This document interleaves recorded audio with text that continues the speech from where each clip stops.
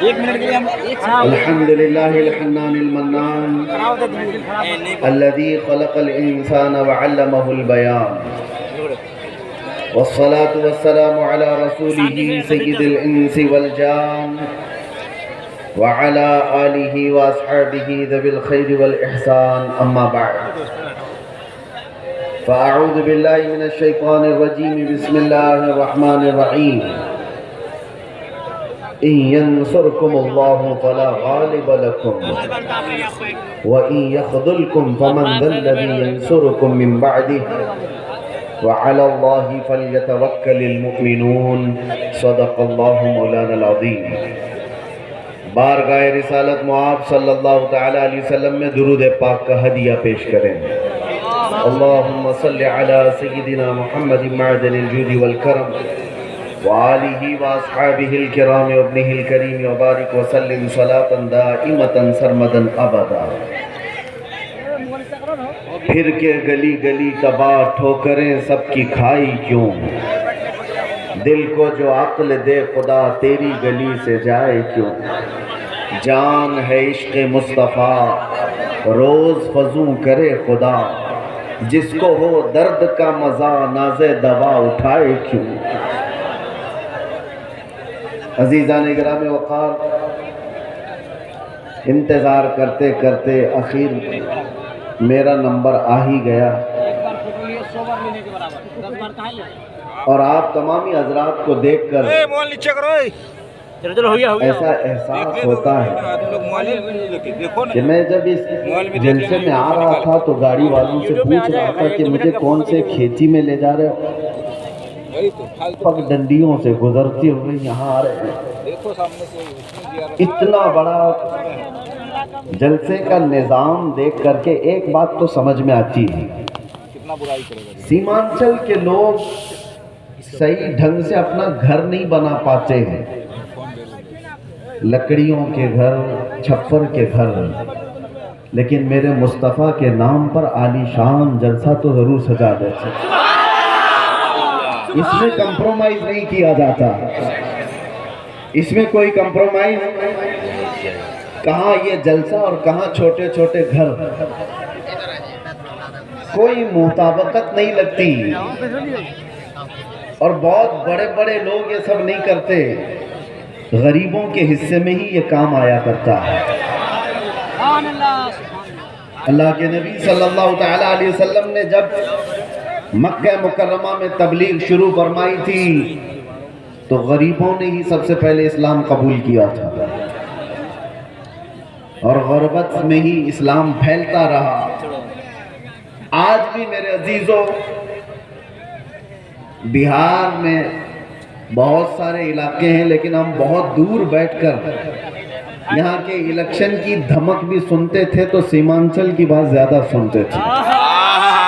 اس کی وجہ کیا ہے؟ بہار میں تو بہت سارے علاقے ہیں، بہت سارے ضلع ہیں، اس علاقے کا تذکرہ زیادہ کیوں ہوتا ہے؟ وجہ یہ ہے کہ یہاں پر وہ قوم زیادہ ہے جو لوگوں کی نظروں میں چبھتی زیادہ ہے. بے شک. اور یہی بات ہے کہ دنیا کا ہر درندہ ہماری طرف دیکھتا ہے اور خونخوار نظروں سے مٹانے کی کوشش بھی کرتا ہے. اور یہ پہلی بار نہیں، چنگیز اس کے بڑے بھی آئے، ہلاکو اس سے بڑے بھی آئے، لیکن وہ اس دین متین کا کچھ بگاڑ نہ سکے.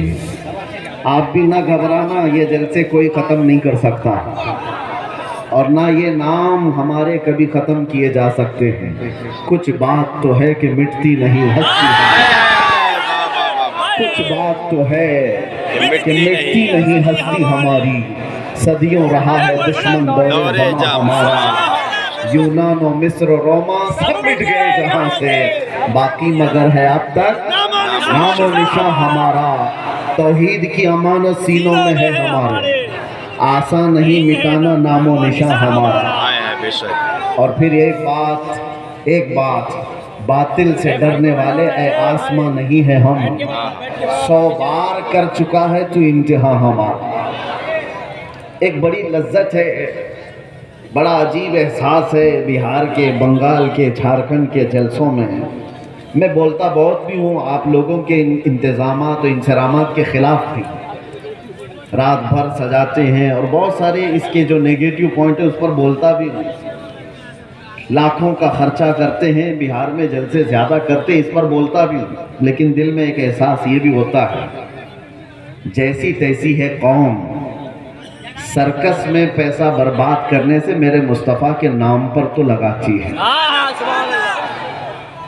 کسی اور جگہ پر ان کو چھوڑ دیا جائے تو شاید پتہ نہیں مجرے کرنے والوں کو دیکھیں گے لوگ، انٹرٹینمنٹ کی دنیا ہے، یہاں نہیں تو کہیں اور محفلیں لگا دیں گے، اسی بہانے کم از کم یہاں شعراء اسلام آتے ہیں، خطبہ اسلام آتے ہیں، اور یہ ایک ایک لفظ پڑھتے جاتے ہیں، لوگوں کے دلوں میں رس گھولتے جاتے ہیں، جیسے تیسے یہ دین کا نظام ان جلسوں کے ذریعے سے قائم ہے۔ بہرحال میرے عزیزوں، ایک بات آپ سمجھ کر کے چلنا، یہاں پر بیٹھ کر تقریباً 1 گھنٹہ مجھ سے پیشتر حضرت مولانا صاحب نے چندہ بھی کیا بہت مسجد کے لیے۔ بہت لوگ سمجھتے ہیں کہ مولانا لوگوں کا کام ہی کیا ہے، چندہ کرنا، رسید لے کے گھومتے رہتے ہیں۔ تمہیں اندازہ ہے دین کا یہ سارا نظام اگر یہ مولوی نہیں ہوتے تو پتہ نہیں تم کیا کر رہے ہوتے۔ یہ مدرسے، یہ مساجد کی مینا، یہ ساری چیزیں ان لوگوں سے قائم ہوتے ہوں گے چند چندہ خور لوگ، مگر آپ کو پتہ ہے ایک ایک پائی دین کے لیے اعلان کر کے جمع کرنا یہ علماء کی شان، کیا ان کے اندر سیلف ریسپیکٹ نہیں ہے؟ کیا مانگنا ان کی بچپن کی عادت ہے؟ نہیں، تمہارے درمیان اگر وہ ہاتھ پھیلاتے بھی ہیں تو دین کے نام پر، میرے مصطفیٰ کریم صلی اللہ تعالیٰ علیہ وسلم کی شریعت طاہرہ کی بقا کے لیے۔ مجھے بات یاد آتی ہے، میرے والد گرامی فرمایا کرتے تھے الجامعۃ الاشرفیہ مبارک پور آج ہندوستان کی ایک ایسی عظیم یونیورسٹی کا نام ہے جس کے سامنے تاج محل کی اونچائی بھی پھیکی پڑتی ہے۔ تاج محل تو لوگ ٹکٹ دے کر دیکھنے جاتے ہیں اور فوٹو کھنچوا کر آتے ہیں، مگر الجامعۃ الاشرفیہ وہ ایسی جگہ ہے جہاں انسان بنائے جاتے ہیں، علماء ربانیین کی ایک بڑی جماعت پیدا ہوتی ہے۔ جب اس کی تعمیر کا مسئلہ تھا، بانی جامعہ اشرفیہ مبارک اور حضور حافظ ملت رحمۃ اللہ علیہ اسی طرح اعلان کر رہے تھے کہ کوئی ہے جو لا کر کے جامعہ اشرفیہ کے لیے کچھ سپرد کرے۔ آپ کو مارہرہ متحرہ کے سید زادے سید العلماء نے بٹھا دیا اور کہا مولانا آپ بیٹھ جائیے، میں سید زادہ ہوں لیکن اس ادارے کے لیے چندہ میں کروں گا، آل رسول ہوں، مانگنے کی عادت نہیں، کبھی نہیں مانگا۔ اور اس کے بعد جب سید میاں رحمۃ اللہ تعالیٰ علیہ نے اعلان کیا تو ظاہر سی بات ہے مجھے یہ علاقہ دیکھ کر کے وہ بات یاد آتی ہے، مولانا تو 11,000 مانگ رہے تھے، وہاں پر چھوٹا گاؤں تھا، چھوٹی بستی تھی، جب مانگا جا رہا تھا چندہ تو ایک بوڑھی عورت ایک مرغی کا انڈا لے کر کے آ گئی تھی، کہا میرے گھر میں اس کے علاوہ کچھ ہے نہیں، یہ چندے میں قبول کر لیجیے، مرغی کا انڈا۔ یہ لوگوں کے جذبات تھے، اور ایسا نہیں ہے کہ وہ انڈا دیکھ کر کے اس کو بھیج دیا گیا کہ اس کا کیا کیا جائے گا، اس کو بھی قبول کیا گیا۔